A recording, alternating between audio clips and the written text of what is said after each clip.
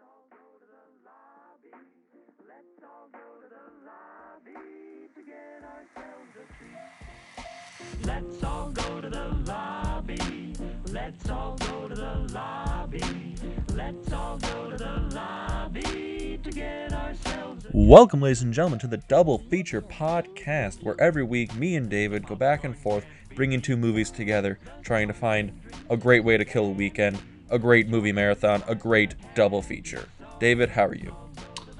Dean, I'm really feeling that after this episode, we will be canceled for the problematic nature of these incredibly divisive movies. I think so. I think these might be the most controversial films we may have ever talked about on this podcast. I mean, you will be shocked as a viewer. You will be appalled as a listener. I'm good, though. I'm thoroughly entertained by these. Yeah, these were actually great movies. Honestly, these are really like high tier, super good comedies. David, why don't you tell everybody what we're watching? Right, this week we are watching two Mel Brooks films to kick off the comedy month. And what a pair, because we've got one of the classics, Blazing Saddles, combined with one of the other greats, Robinhood Men in Tights. I mean, just an enjoyable... My personal favorite.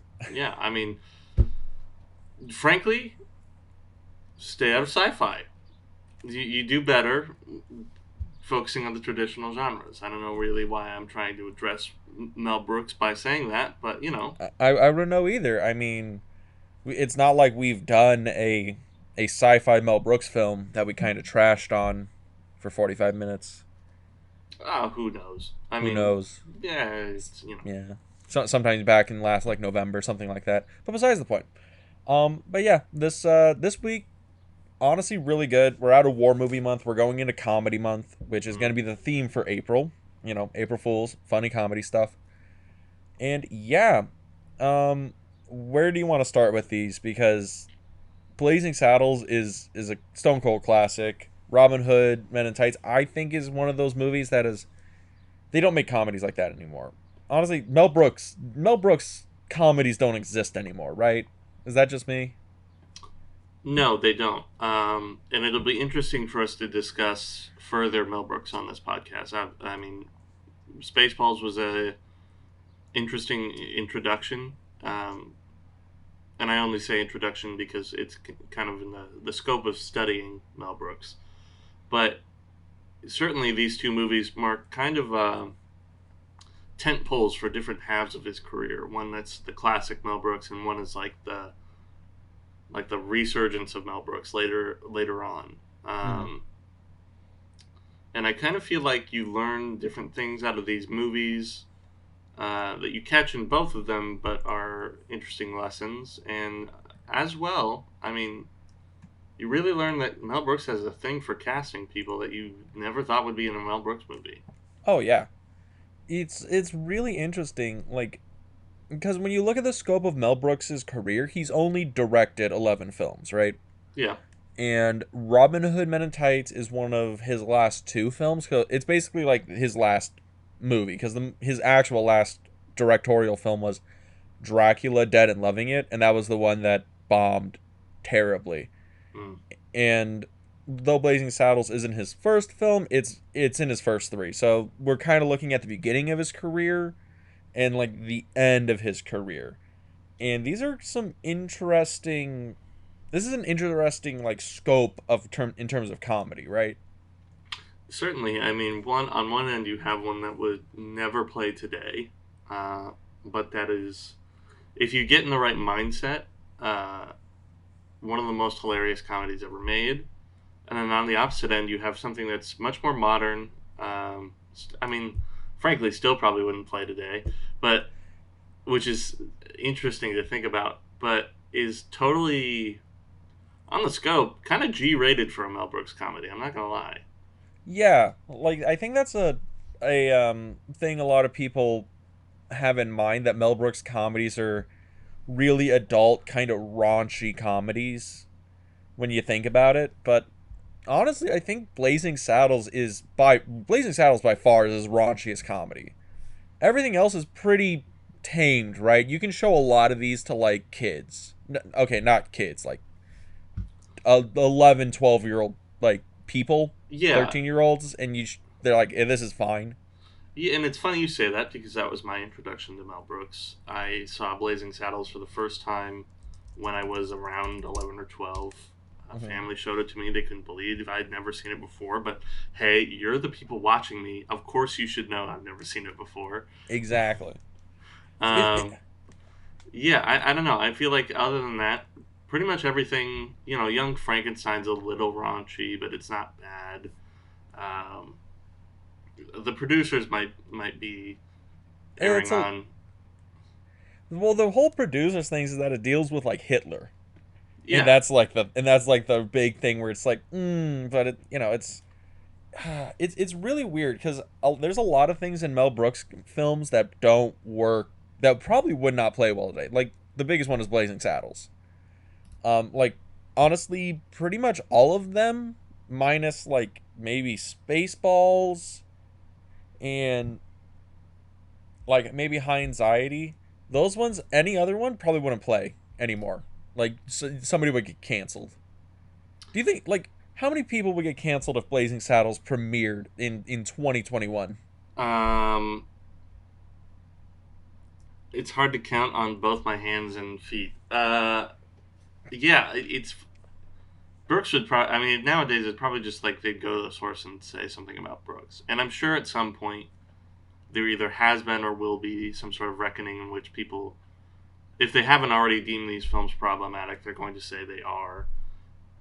And I know it's like, again, Dean, on this podcast, we're not necessarily the demographic who can go around saying what is and isn't the problem, but I would venture to say that in the right context, this film is exactly as it should be. I mean, yeah, well, listen, the elephant in the room is that the most problematic thing about Blazing Saddles is a particular word, That is said like what 200 times in the movie.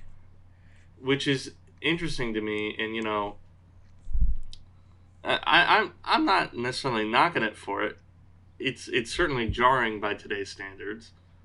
At the same time, I feel like it's tough to have to explain so, but It's the a comedy, way, people. It's not supposed to be serious. yeah, and the way in which he uses it is poking fun at racist people. Obviously, that isn't much of an excuse by today's standards, but I almost felt like there was a solution to it during the film in the jokes where they like don't get to finish the word. Those kinds of things, while still encroaching on a space that is particularly offensive, again, by today's standards. Honestly, I don't even care. Here's the thing.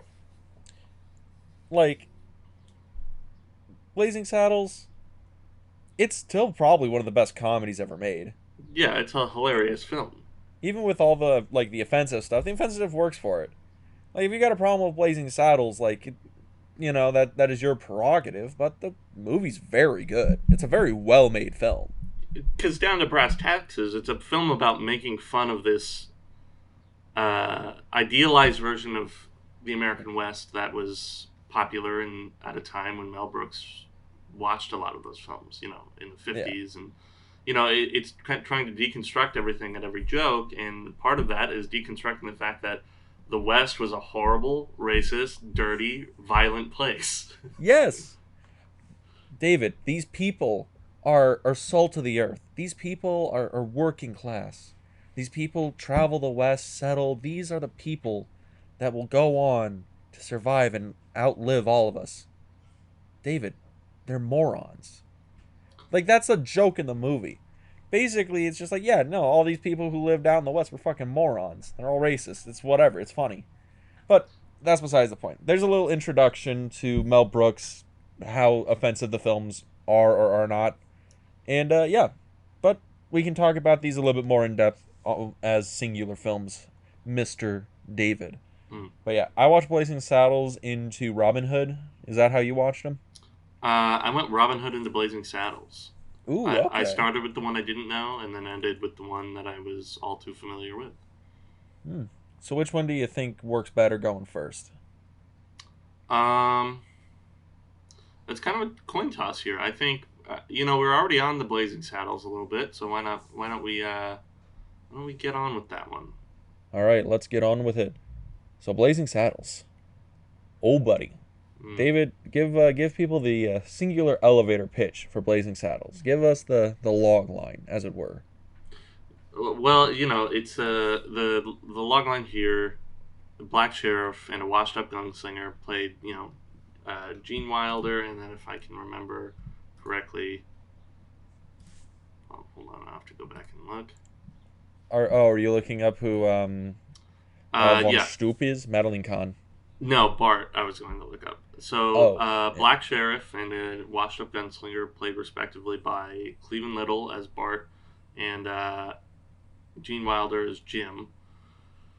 They are Bart is the black sheriff who's bamboozled into being the sheriff in a pretty much racist town. In order for these people to basically pick up and move away so that the railroader can come in and pave over everything.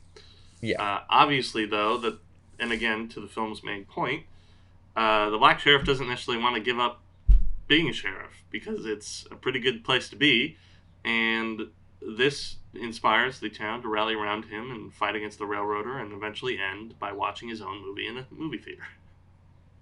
Great film. Great film. It gets ridiculous. It's awesome. Absolutely. See, this is one of those things about like these kind of comedies where there's still a story, there's still a narrative going on. It's not sketch after sketch that are very loosely tied together. It's a narrative and you get jokes out of the narrative. But yeah, where do you want to start? Because Cleveland Little as Bart is fantastic. Same with Gene Wilder, same with all the casting in this movie is great. Yeah, I mean, those two work together like peanut butter and jelly, and bouncing off the rest of the, again, morons in the town, it makes for a perfect commentary on things. I mean, it's difficult to say that you've had to watch comedies all this month and that we'll be analyzing the argument of a movie. But I think that's one of the important things about looking at a Mel Brooks movie is he's kind of one of these classical comedians of the Hollywood landscape, and you have to look a little bit at the history of it in order to understand it. As a question we will later ask, we'll kind of get into. I mean, the thing I noticed about both these movies, and more so, I guess, in Robinhood, Men in Tights, but in this one still, is one of my favorite things about Mel Brooks comedies are like all the little things. It's not all the jokes themselves, but like the little things that are kind of sprinkled in between or on top. It's all the random background bits that are so good. Like the fact that everybody in the town, their last name is Johnson, because they're all inbred hillbillies. Yeah. Or, when we first get introduced to the governor, one of my favorites. My favorites. Oh, the Governor Lepetamine. Yeah, and like things like the sticking to the bit with the ball and paddle, or just him constantly being obsessed with his secretary's tits. Every time he walks out, he's always zipping up his pants, or he's not wearing pants at all. Yeah, and it's funny because like people, it's tough because people view these kinds of things as like caricatures that shouldn't be portrayed, but it's like, well, that's how politicians are. They're perverts, they're idiots, they're cross-eyed, you hate them anyway. It's just Brooks is just being honest about it. Yeah. Then it wouldn't work if it wasn't funny, right? I think that's a thing. Like caricaturization doesn't work if it's not like funny, if it's not for a point. Yeah, and it's about absurdity. I mean, one thing that certainly popped up to me is during the church scene when they're singing, and the hymn ends with "the town will turn to shit." It's like it's about the absurdity of the experience. Mm-hmm. You can't laugh at what's expected. You can't laugh at what you know. You have to laugh at, oh, that's not what I know, and that's not what I expected. It turned into something else, but it's kind of funny and true. I don't need to go off explaining comedy, but Well, that's because the it is well, subjective, but yeah, comedy is very subjective. But the thing with the film that I think I can articulate a little bit to give us a little bit of a through line for the conversation is like Blazing Saddles is kind of a parody of all those John Wayne westerns from the 50s and 40s and all that stuff, and takes everything, kind of throws in this very parody-esque view of everything of, yeah, the western is a tried and true, probably the most tried and true genre in all of Hollywood up to that point. And here's the absurdity of what westerns are. Like, oh yeah, the cowboys are sitting around a fire eating beans, and then the logical funny thing is, oh yeah, of course cowboys eat beans around the fire. That's, something I've been told since I was a little kid watching westerns. But then the funny bit is that, yeah, no, they fart up a storm because they're only eating beans around a fire. yeah. Or the thing that the townspeople are always in towns where there are always a bunch of white guys. Now, what if we send this really like smooth talking black guy into the town to be the sheriff? And then the comedy that kind of spawns out of that is the thing where, yeah, these towns and westerns were probably super racist, but the sheriff is really cool, competent, knows what he's doing. And then you have Gene Wilder playing the stock washed up gunslinger that borders on having magical powers in terms of how fast his hands are. And his whole thing is, well, why did you quit, kid? And he's like, well, everybody came to town for me to shoot him down until this little 6-year-old boy came. And I said, I can't do this. And I walked away. And the little bastard shot me in the ass. And then I crawled into a whiskey bottle and never came out. And it's like, that is the most stereotypical, like, oh, I was a gunslinger and I lost my nerve. But it's a hilarious little story. It's a hilarious little bit, which Gene Wilder does way better than me. But yeah, like that's kind of the through line for this film. It's a parody of the Western, the classical Western. And I was wondering your thoughts on that because, you know, Westerns are kind of ingrained into American culture, into American cinema. Like if you ask Spielberg, Lucas, Coppola, you ask Scorsese, any of like the big like monumental directors from like the 70s and the 80s and stuff like that, the first thing they'll tell you is they learned more from John Ford than from like any film school on the planet because they just watched a bunch of westerns. And this is, Mel Brooks in that vein. So I was curious your thoughts on that, on the parody of such an American genre staple. I mean, you're right in saying that westerns are a part of the American myth, as you could say it. Just as how there used to be Bible verses or tales of dragons and princesses or whatever the hell happened in times before. During the 1940s, 50s, 30s, what have you, I guess the golden age of America or whatever you want to call it, America turned to the Western as a sort of way to define things like justice and heroism against this lens of like a really simple one-horse town. And while that results in a lot of repeated it kind of goes back to what we were talking about last month, where it's like, does it get further and further from the truth? Of course it does, because we're all focused on the wrong thing, which is the fact that there are these heroes that didn't really exist, but really are just made for entertainment's purpose. And what is kind of oddly true and absurd about this movie is that the biggest thing it deconstructs is that it isn't even the fact that they chose to put it in the story that he's a black sheriff. The thing that I've wondered so much about is Gene Wilder's a star at this point. He's a comedy star. I mean, if I don't know, I can't remember if it's before or after Willy Wonka and the Chocolate Factory, but or if it's the other name, Charlie and the Chocolate or whatever the hell it's called, but. Well, Gene Wilder, he was already in Bonnie and Clyde, The Producers, right, Willy Wonka, and then he gets into Blazing Saddles. He was already a notable actor, exactly. And and he was also friends with Mel Brooks, so that's probably why they got him in. But yeah, Yeah, no, he's yeah. and what's so interesting about this movie is he takes the side part. And that's not to say that I didn't expect Gene when I first saw this. I didn't expect that Gene Wilder was, you know, some sort of attention hungry star. It's that there's kind of an interesting point to be made that like Gene Wilder's in this movie kind of as a side character. That when you really think about it, it's like why is Gene Wilder in that part versus just either just being the black actor or etc. And I almost feel like I want to know why that choice was made because in my head it goes to a dark place and I think, oh, did they think nobody would see this movie if it was just Cleavon Little?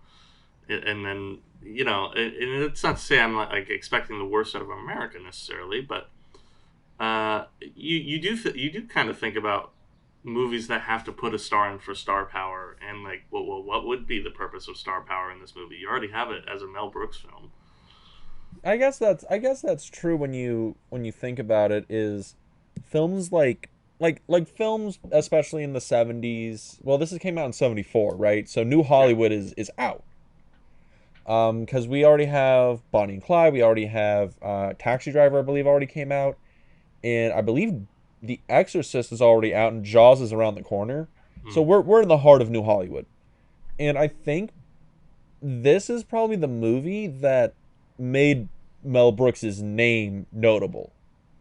This is probably the first movie where people were like, "Oh, this is a Mel Brooks movie? Mel Brooks movies are good," and that kind of evolved. I think the star power aspect might be might have not needed to play a part in this movie because I do know that Warner Brothers, who was the distributing this, they thought the movie was gonna be horrible. They didn't want to release the movie. They thought it was super offensive. They thought it was terrible, all this other stuff. And then Mel Brooks was like, "Well, how about this?" And he did a test screening for all like the janitors and the secretaries and all that stuff that worked in the Warner Brothers lot. Basically, the normal people that would go to the movie theater, and they loved the movie. They thought it was hilarious. Of course they do. Of course, yeah, because it's a great movie. Yeah, and it's that actually kind of answers my question because, in a way, from the executive standpoint, that's why I'm thinking they cast Gene Wilder. Is okay, it's an offensive movie about deconstructing the thing that so many people love, the American West, in which the main actor is black. Which I'm not saying that that's impossible at this point, but we already had Cindy Poitier. But he was like the only guy, the only guy really who, has done something like that. And not to this point. I mean, we're technically also in the throes of blaxploitation films, of films that literally cannot get a black actor in a main movie, so we'll do it ourselves. So that's also true. Yeah. So and I guess that's to my point is like I wonder. I know it's like at the end of the day too, Gene Wilder adds to the movie. I'm not saying that it's just a political choice. I'm saying that I almost feel like there's a double edge to that sword in which they were like, listen, we want to make a movie about this, but we know we're going to need it. And at least Gene Wilder supports our point. So, it is interesting. Because then, too, to your anecdote, it does speak to how executives are kind of out of touch with how, not necessarily progressive, because that's not what I'm going for, but how viewers might not have cared. I mean, they might just have gone and see it because it's a comedy. It's an hour and a half. Got nothing else to do on a Saturday night. Let's go see Blazing Saddles. Yeah, and it's one of those things where I think this is a perfect drive-in movie, right? Your girl or your buddies or whatever, you go in your car, have like a 6-pack in the back seat, roll up, turn on the radio, watch it at a drive-in, have a couple beers, and laugh your ass off. This is a perfect like weekend drive-in movie. Yeah. Right? I think so. This might have been the first like riff tracks movie where you just show up and you talk shit during the movie and you just laugh at all the jokes. Yeah, but can you really talk shit about it? That was the thing that every time I go back to this movie, I can never find a joke that I'm like, that's not really the bad joke. It's not. See, okay. I heard this anecdote and I can't remember who said it, but I think it was somebody who said the key to making a great comedy is never telling a bad joke. And this is a Yeah. movie that doesn't tell a bad joke. I mean, yeah, I think it's an interesting key because it would be like, yeah, I mean, the key to winning a game of golf is shooting a hole in one on each hole. Uh, yeah, if you do your job correctly, it's going to be a good comedy. But even then, it's like Well, I think when difference on between a good comedy and a great comedy. okay, yeah, and I think too what adds to it is that every joke isn't just told for a joke. You know, it's not just to make you laugh. It's to get kind of to get you to think about why the joke was made too, which I think all good or great jokes do. You know, everything in the movie either if you want, you could even start from the beginning. The the very first joke you get in the movie is the singing between the white guys and the black guys. Yeah. And the joke becomes the black men are actually very talented and capable of coming up with a beautiful piece of art. The Very opposite, quickly, they sing this really nice, like, ballad. They have backup singing. You know, it's all soulful and shit. yeah. And then the opposite of that is that the white guys are only really interested in singing "Camp Down Ladies" and quite badly, or animatically. I mean, And they dance around like jackasses. yeah, and you know, or beyond that too. It's like, and I think that goes back to my point of like you really have to put yourself in the time when watching these movies. It's like in America in the 1970s, it wasn't exactly racism wasn't over. That's for sure. That's how I'll label it. Yeah. And you know, people probably do get a laugh out of like instead of just thinking about how terrible it is that this is going on. Let's kind of laugh about how ridiculous it is, and laugh at the fact that the people who are subscribing to that way of life are simpleton morons, as they say in the movie. You know. Yeah. So. Which is, it's a nice message, right? Yeah, I mean, it does end up. It's odd that it does end up with a nice message because it also places the blame on again the politicians and bankers of the world. It places blame on stupid people who are in power. It places blame on people who are stuck in their own world but can learn to get out of that. Except, they'll accept the blacks, the Chinese, but not the Irish No, to help them save the town. They won't accept the Irish. Bunch of absolutely racists. not. Always the butt of the joke. Always, always. Okay, I did find this out, and this was great. So, there was a joke in the movie that actually got cut. But it's okay. It's like the punchline of a joke that got cut for some reason. I actually don't know why, but I found this out. So, in the scene when Von Stoop is like seducing Bart for the first time and the lights go out, and she says, "Oh, is it true what they say about guys like you?" And then she says, "It's true. It's true." Well, and then it cuts right from there to the next scene.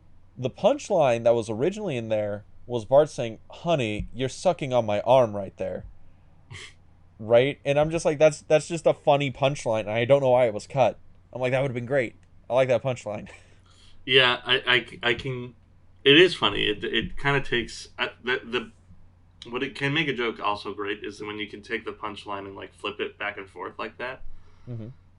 But too, I can kind of see that it's interesting how they can allow a lot of this other stuff that they were like, it's so offensive, and then cut one thing because it's so sexually suggestive. Like you can say the N word, just no sex, none. You could say that, but nothing about dicks. No Okay. dicks. Mm-mm-mm-mm. Mm-mm-mm. Mm-mm. And then Von Stoop sings the whole song about she's so tired. Oh yeah. They're always coming and going and going and coming and always too soon. Like I don't that musical bit is great. And that's another It's thing. one of the greats. Mel Brooks should have just directed musicals. Cuz It was certainly part of his love. Yeah. there are songs in Blazing Saddles and Men in Tights that are just great. They're just so funny. I really want to see like, and I know the producers is technically about a musical, but I want to see like a full blown like Mel Brooks like musical comedy like shtick, right? I want to see that. I want to see the album. Yeah, I think it would be interesting. But yeah.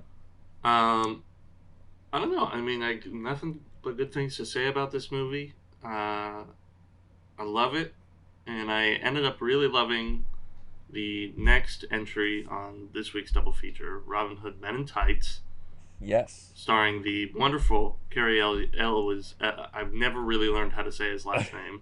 I think it's Elwes. I think. Elwes. That would be a easier pronunciation. I don't know. Um, Carrie Ells. We saw him before in Princess Bride, and not only was he could play maximum charming, literally man of your dreams, all the ladies out there. But he in this film he also proves he could play the funniest son bitch on the planet. very well. Yes.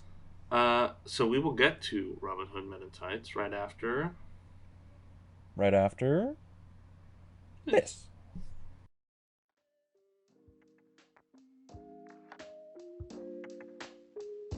Dean, I found a great way for us to do something cool and to make a little money on the side. Oh, great. I've been looking for a new place to put my money. What do you got? No investment needed. In fact, it's super easy, and there's creation tools we can use to record our podcast right from the phone or computer. Wait, why would you record a podcast on your phone? You want? No, never mind. Where do I put my money for this? I don't need any of your money. We can even get our podcast distributed to big streaming platforms like Spotify and Google Podcasts. Oh, I get it now. We're talking big business here, okay? So you're going to need a lot of money from me. How much money are we talking here? No, definitely don't need any of your money. In fact, we can make money from the podcast with no minimum listenership. Okay, now I think I'm getting what you're going at here. We need to spend money to make money, so we're talking some big gains here. Big gains. No, definitely no. I don't need any of your money. Just all we need to make a podcast right in one place. Okay. So what you're telling me is that you're gonna need a pretty big check from me for this podcast. So do I just make it out to cash? Because it's no problem for me. I'll just write it up right now. No, listen, Dean, just head over to anchor.fm and check it out. You'll see why Anchor is the best place for us to record, edit, and distribute our podcasts. And I definitely do not need any of your money. Shut up and take my money.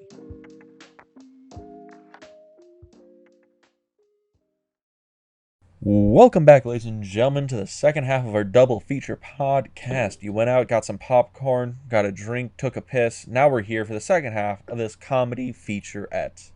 Oh boy. David, it's time for Robin Hood Men in Tights. The send up to the Robin Hood films, the adventure films, to Kevin Costner and his terrible English accent. Yeah. So yeah. And kind of an interesting observation there to start it off, because while we had on one hand the parody of a very popular American genre, yeah, this is, I feel like, the arc of Mel Brooks' career starting to show itself, and not saying that he himself is the problem, but that maybe he is starting to run out of ideas. Maybe. Well, I get what you mean, because when we look at Mel Brooks's film career, it goes from things like Blazing Saddles to which is send up of just the Western genre. Then Young Frankenstein was a send up to classic monster films and the Frankenstein films in particular, which I think are just so ingrained. They're still very open genres. Then you have like silent movie, which is silent movies. High Anxiety, which is literally sent up to just like Hitchcockian thrillers. History of the World Part 1, which is like historical epics. And then we get like Spaceballs. And I think that's where there's the turn, right? Because it goes from being a send up to very just open genre stuff to specific movies. Right? Yeah. Spaceballs is specifically about Star Wars, and Robin Hood Men in Tights is specifically about Robin Hood Prince of Thieves and like Robin Hood films. Which is, and it works in this one, I think, and here's why. Mel Brooks is really good at also keeping budgets fairly low, I think. Most of his films seem to have a not necessarily low budget aesthetic, but the production is never like over the top expensive. And it works in his favor. I mean, it makes for some of the props, such as one I was actually thinking about while watching Robin Hood was the the domino line of men in armor Mm-hmm. during that fight scene in the dining room. Part of me was sitting there. It's like that seems like it would take a lot of money to set up for at the time, because you have to have 10,000 suits of armor. That's what it looked like. Yeah, you have to have infinite suits of armor. A lot of prep time. I also was thinking about you'd have to get somebody to engineer to make sure that all of them not only collapse like believably normal people, but collapse in the right way so that they collapse onto each other to keep the line going. You would have, I mean, there's a lot of moving parts in that particular set piece, you could call it. Mm-hmm. But at the same time, it's all shot, the camera moving, there's no extra camera angles, and they even speed up the footage in the edit to be like, I don't know, let's just make it work. Let's make it long enough. Yeah. It's one of those things where Mel Brooks is very good at working within his means. Yeah. Like, Blazing Saddles, we could tell, is done for a very, like, low budget, because westerns in and of themselves are very, like, cheap and easy to make. And the movie looks, pretty, like, low budget up until the end, when there's this giant literal battle sequence across the Warner Brothers backlot, which that's probably where a lot of the money went. But in Robin Hood Men in Tights, there's a little bit more production value. There's a little bit more money on display here, yeah. It's just kind of interesting when I think about it, because Robin Hood Men in Tights is actually it's interesting when we look at these two movies in comparison, because this is like the antithesis of Blazing Saddles, right? In terms of like how it like plays and its subject matter. Yeah, a little bit, because this movie is certainly not taking such again, not really a political stance. It's like a social stance that Blazing Saddles takes, versus this movie. I don't know. It doesn't really deconstruct anything with the same kind of lens, nor does it. It's more for just like the value of making fun of it, which is fine. Yeah. It works. I mean, there's plenty that is made fun of in this film that I think is hilarious. It's Dave Chappelle, by the way, lends a lot of ammo to that. I mean, it's also something that's weird that I think people don't realize about this. This is Dave Chappelle's debut film. Yeah. This is Dave Chappelle's first movie, and Dave Chappelle became basically the guy in American comedy for, if it feels like, decades now. Like the Chappelle Show is still one of the funniest like television sketch shows ever made, right? Am I crossing a line saying that? No, you're certainly right, and I feel like there were certainly other parts. I'll put it this way: Robin Hood Men in Tights is certainly not the reason for it. But it helps because it certainly introduces him nationwide. I think I remember watching an interview a few months ago, like way before we even did this episode, in which he was on, I think, it wasn't Larry King. It was the tall late night guy. Conan O'Brien. No, the old one, yeah, David Letterman. David Letterman, yeah. I was like, it's my name. Say it, David. But God damn it, Dave. Yeah, so he's on David Letterman, and he's talking about how he's going to be in this movie. And you can tell that Dave Chappelle is still in a time in his career where he's like, listen, I know I'm going to be good, but I'm still a kid, so I'm just excited to be here. And then I feel like once you do get Dave Chappelle on the Chappelle Show, it's totally different and it takes off because it's literally the biggest cable sensation ever. Yeah. But yeah, I mean, I don't know. I love Dave Chappelle. I don't know what more I could say about it without start making this a Dave Chappelle podcast. But I understand.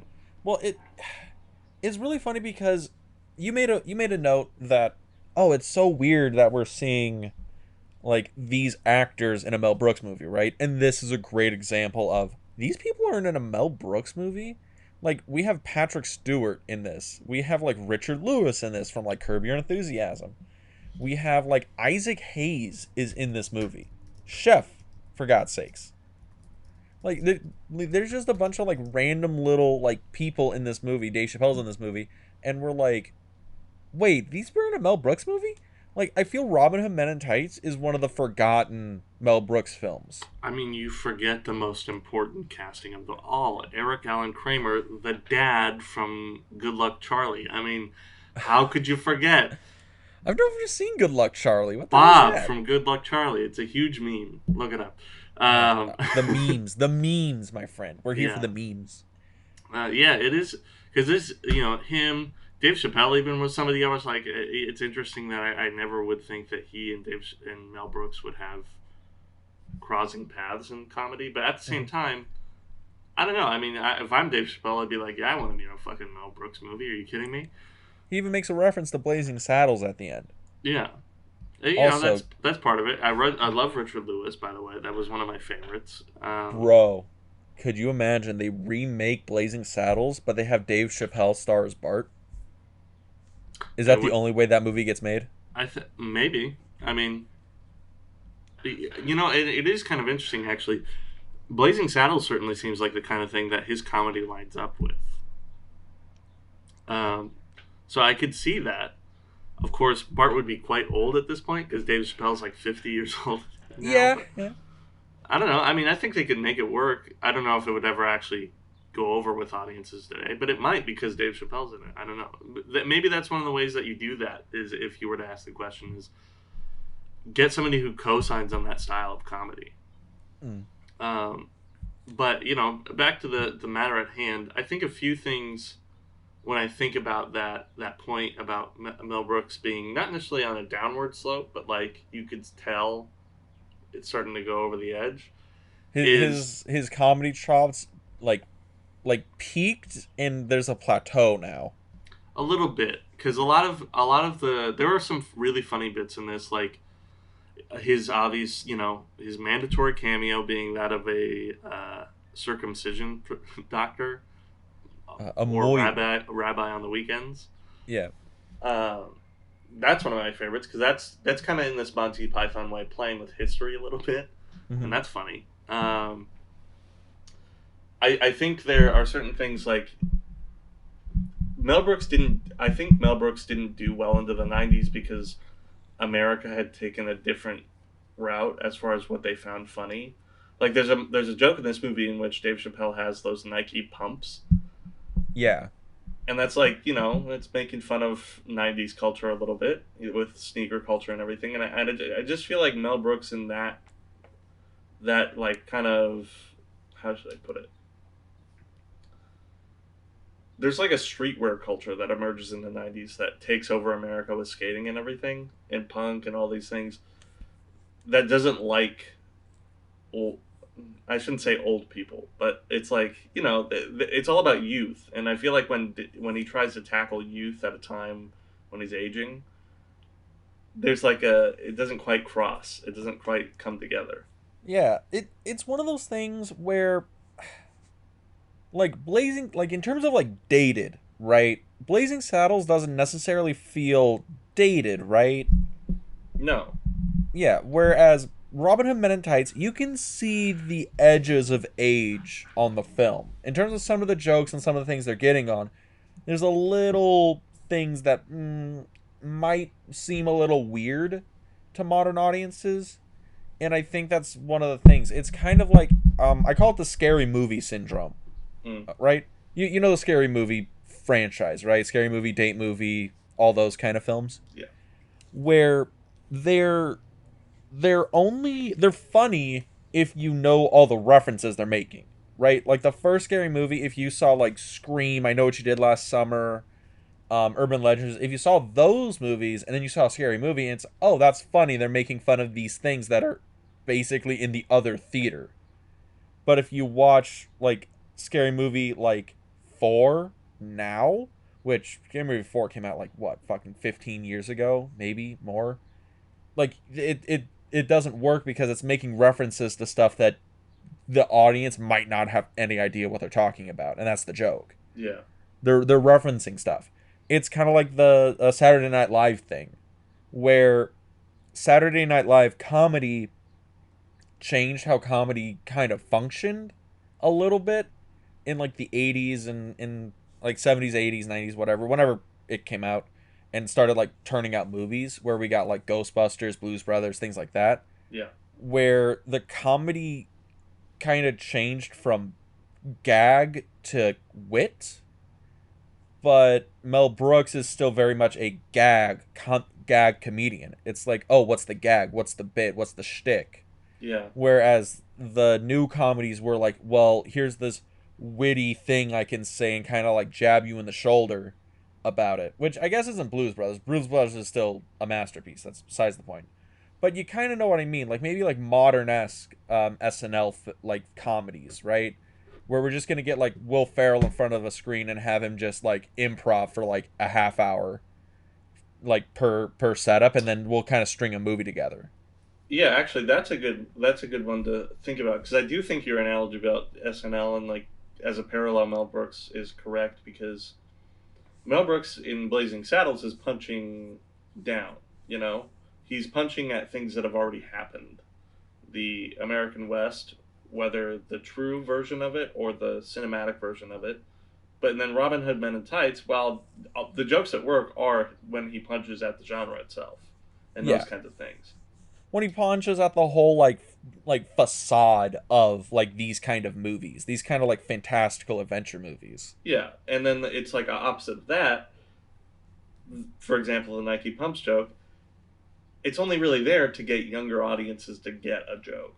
And yeah, like you said, it's a date. It's not necessarily dated because I feel like you could get a joke about how a sneaker that is pumps up with air might be funny.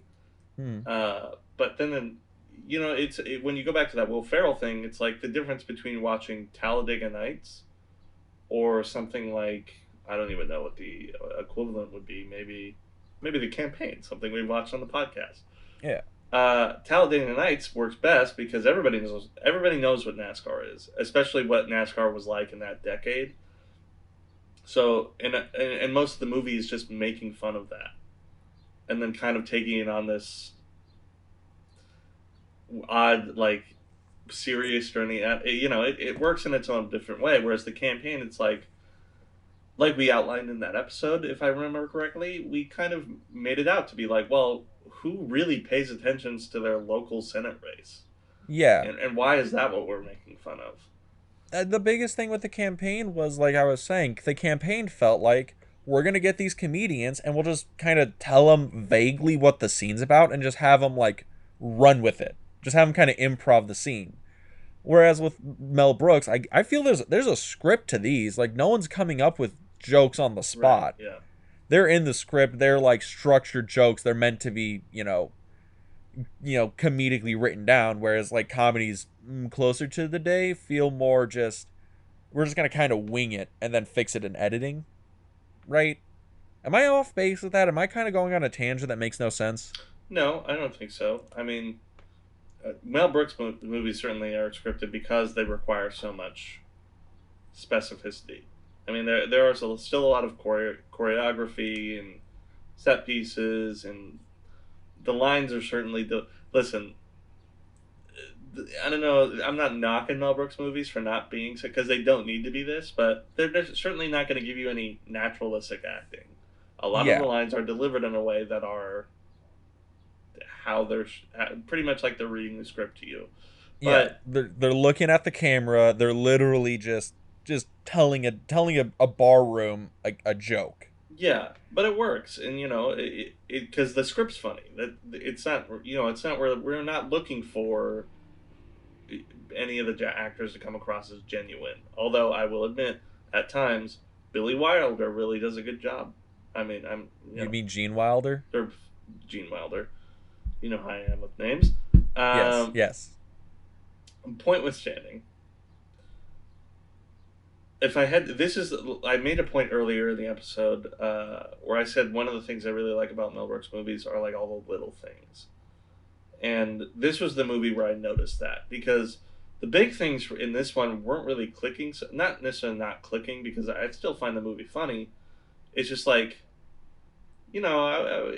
maybe it did suffer a little bit from like I've never really watched a whole swath of Robin Hood movies. Mm. So at the end of the day, it's just like, oh well, it's just making fun of medieval stuff. It's not really, I'm not necessarily familiar with it. But the things that I found funny were things like and this goes back to the funniest character of the movie, Blinken.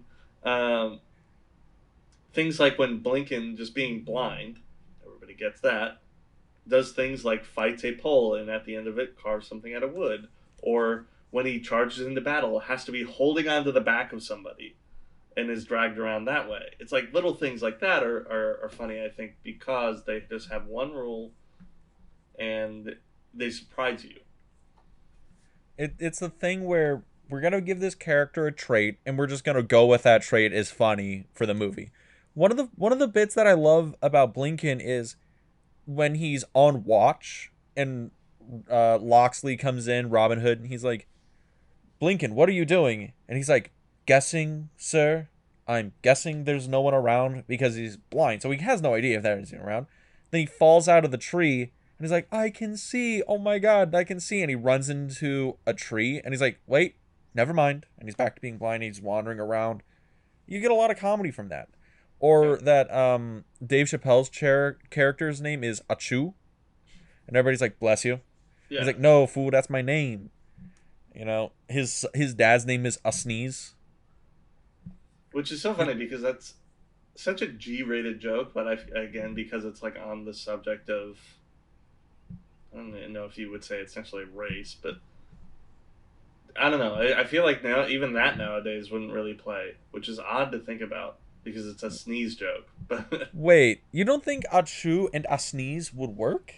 don't think what people would like, or people is too general.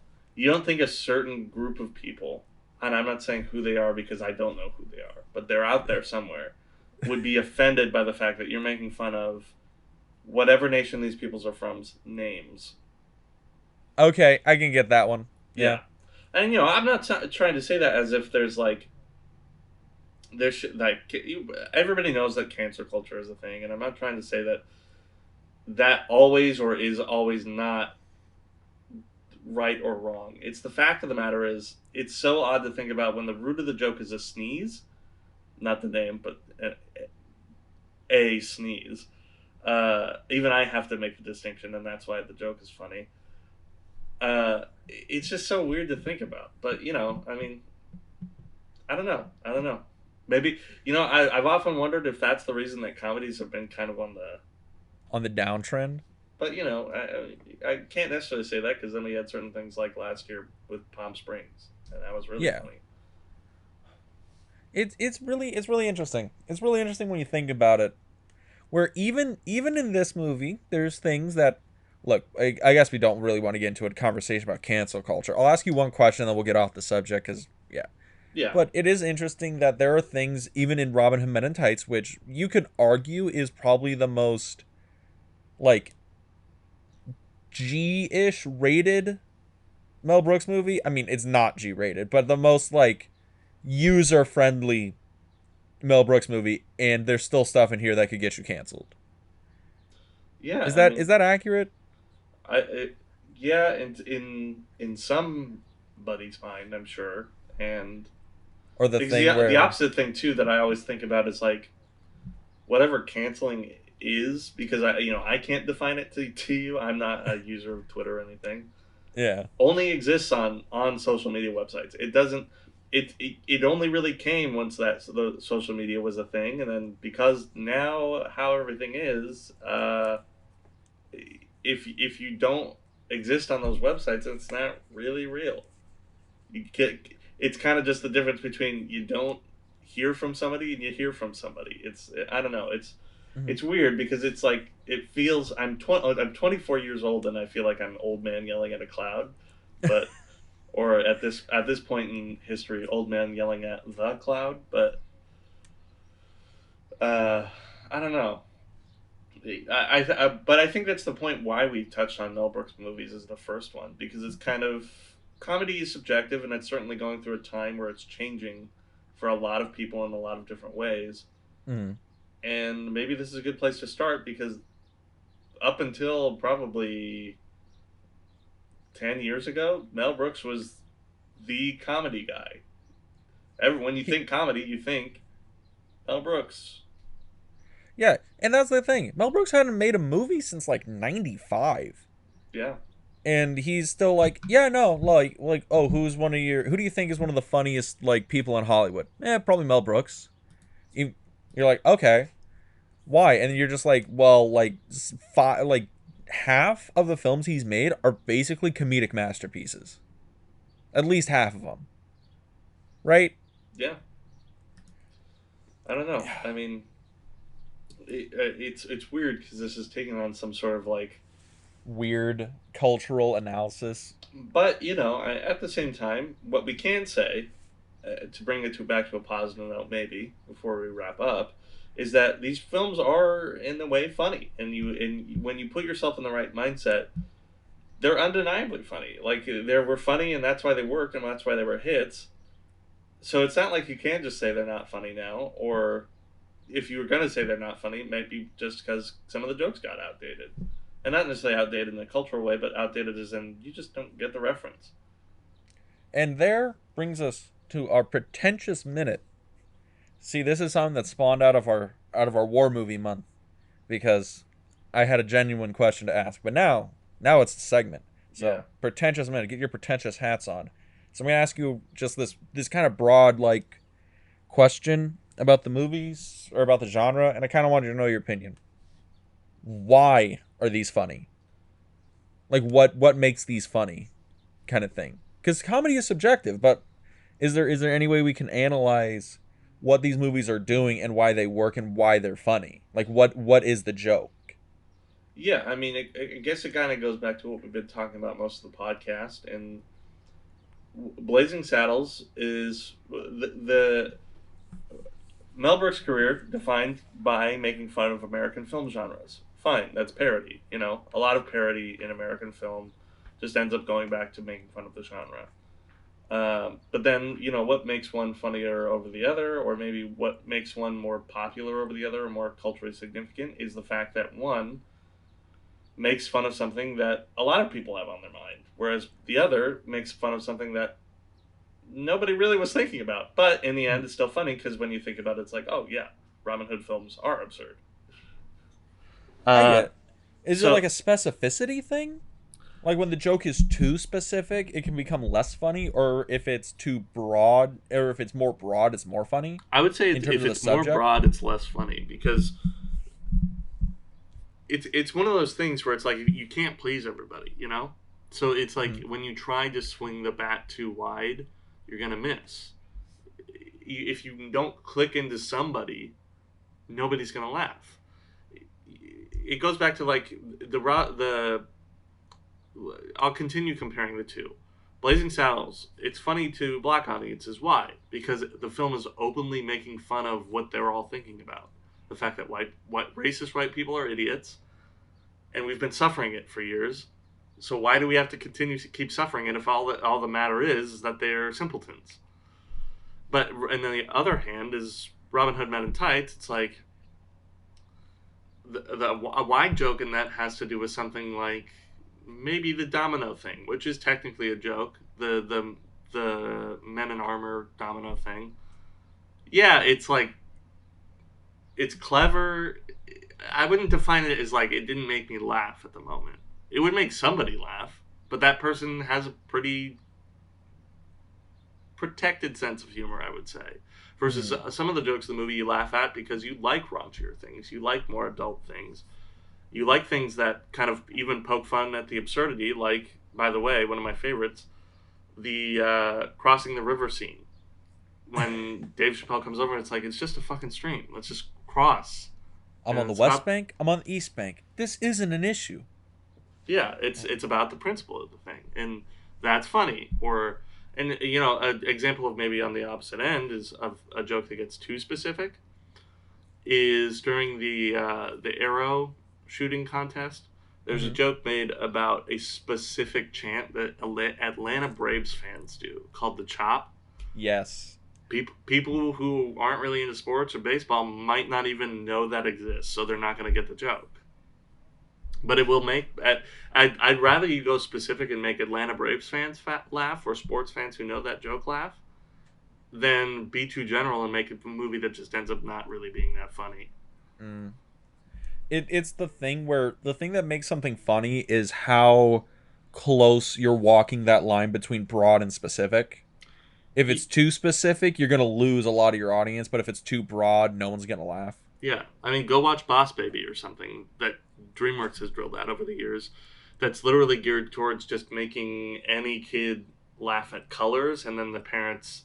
It used to be that they put jokes into movies that parents would be able to withstand, and I feel like anymore, that's not the case. It's true. There used to be a time where you would like a great comedy, right? You go in, and if you're a kid, you laugh at the jokes because fat man fall down. And if you're an adult, you laugh because, there's some wordplay going on that's a sex joke that my kid flew right over their head. They don't know what they're talking about. Yeah. Right? And, I think it goes back to this whole point of, again, does the audience find it inappropriate or funny? Which is absurd, because at the end of the day, what comedy is supposed to be is inappropriate. Otherwise, it's not funny to anybody. So I don't know. And maybe that's... maybe I'm also digging a little bit at internet culture here by saying that some internet humor it's not funny because it aims to just be silly, like what we just said. It just aims to flash some funny colors and funny images, and it's like, but is it continually going to make you laugh after a time? Is it just absurd at the moment, or is it actually going to be funny for the rest of your life? Yeah. And I think it's just something we're struggling with, and certainly something that hopefully a lot of our films this month dig into that question a little more, because there are certain ways to tackle that question that don't heighten my blood pressure because it becomes such a divisive topic. It's weird, right? Yeah. Comedy used to be the subject where, if it's funny, it's funny. If it's not, it's not. But no one's really going to get mad about it. Just whatever. Just don't laugh at the joke and let the comedian walk off stage. Yeah. And now it's like a vitriolic subject. Like, comedy matters now. Yeah, because, I mean, again, not to dig on the internet. The internet is amazing for a lot of things, but maybe it has taught people that things that aren't really aimed at you, you now believe are aimed at you. And when in all reality, it's like, well, stop thinking you're that special, But we don't need to, again, old man shaking his fist at the cloud. I'm 24 years old. What is happening? Welcome to the midlife crisis golden years, man. Yeah, but no kidding. Let's round this out. Let's end this up. So, David, we have these two movies. Do they work as a double feature? As a Mel Brooks double feature for comedy. Yeah, we went into this as these are both of our favorites. I go back to, if you're going to watch a Mel Brooks double feature, watch Young Frankenstein and Blazing Saddles. It's the two hits. It's the obvious ones. Sometimes they're the classics. Sometimes you come together, and I feel like opposite of that, if you want to go into the Mel Brooks deep cuts, watch like this with High Anxiety or something. Something that is probably, because Young Frankenstein makes fun of the exact thing that Dracula Dead and Loving It tries to make fun of, which is monster movies. Whereas, so basically it was already done, but it was done for the right kind of genre. Same with Blazing Saddles. Robinhood Men in Tights is about a much more niche idea that we're tackling here, specific Robin Hood movies. Whereas High Anxiety is also tackling kind of a more niche idea in Alfred Hitchcock movies. Yeah. So, it's like maybe pairing those two together would be a different way. But I still think this works because you kind of get a nice broad you stroke get of the career. breadth. Yeah. You get the breadth of Mel Brooksian comedy, right? You get stuff that was very early in his career and very late in his career. I think so. And it is interesting. I think it's an interesting double feature to go at. Yeah. Granted, Now, end of the day, so say the weekend has gotten cut short and you can only watch one of these films for your double feature. Now it's a single feature. What are you watching? And you have to give a reason. You can't just say Blazing Saddles because it's your favorite. Well, I'm still going to say Blazing Saddles. Of course you're going to say Blazing Saddles. It's a masterpiece. Because that's just the one I like. When we go back to the question, comedy is subjective, that was the one I found funnier. Even though I've seen it like double digits times at this point, I really do laugh at the movie every time I watch it. And Robin Hood Men in Tights is funny, but I just have a different connection to Blazing Saddles, I think. So that's the one I'm going to go back to. I would agree with you. Even though Robin Hood Men in Tights is one of my favorites because, like, I'm an adventure fantasy kind of nerd, and I like the Robin Hood mythology, that stuff. So I was like, I get it, and also it's one of the very earliest Mel Brooks movies I remember seeing. But yeah, like if we're talking which is the better film, like Blazing Saddles is better. Granted, like you have the Dread Pirate Roberts, Carrie Elwes in Robin Hood Men in Tights. Come on, That's true. best actor of our time. But yeah, but there you go. If you can only watch one, Blazing Saddles is where it's at. This is still a good double feature, so you should give it a shot. Mel Brooks is still a master. He should come back and make more movies. But David, what are we watching next week? Next week, we're going to be watching Airplane and Naked Gun, the two Leslie Nielsen hits that rocked the American 1980s. Yeah, we have Mel Brooks this week, the director, the funniest director possibly to have ever done it, to Leslie Nielsen, one of the funniest actors to have possibly ever done it. And we're going to figure out, why is Leslie Nielsen so goddamn funny? But yeah, David, I'm excited. I've never seen Naked Gun before. Airplane is probably one of my favorite comedies, though, so it's going to be fun. It's going to be good. I mean, you're going to be in for it, man. Leslie Nielsen comedies are some of my favorites. There's not much you could say about them that isn't anything other than that they're drop dead hilarious. So I'm excited as well. And until then, Dean, where can everybody follow us so that they can join us next week as we talk about a man who dresses up as a condom? That's a thing in this movie, one of those movies. I'm excited. Well, next time, if you wanted to follow us, you can follow us on the Double Feature _ podcast on Instagram. You can also listen to us on Anchor FM, Google Podcast, on Spotify, on Anchor FM, our sponsor. And you can also follow us on our YouTube channel, In the Frame. And yeah, apologies if things take a little while to upload here, but we're pumping them out. We're recording. We're always watching movies. You don't got to worry about it. David, anything you want to throw at him? The train never stops. I don't know. I'm excited for next week, I guess. Me too. Yeah. Well, till next week. Till next week, Dean. It was a pleasure. See you. As always. See you then. Peace.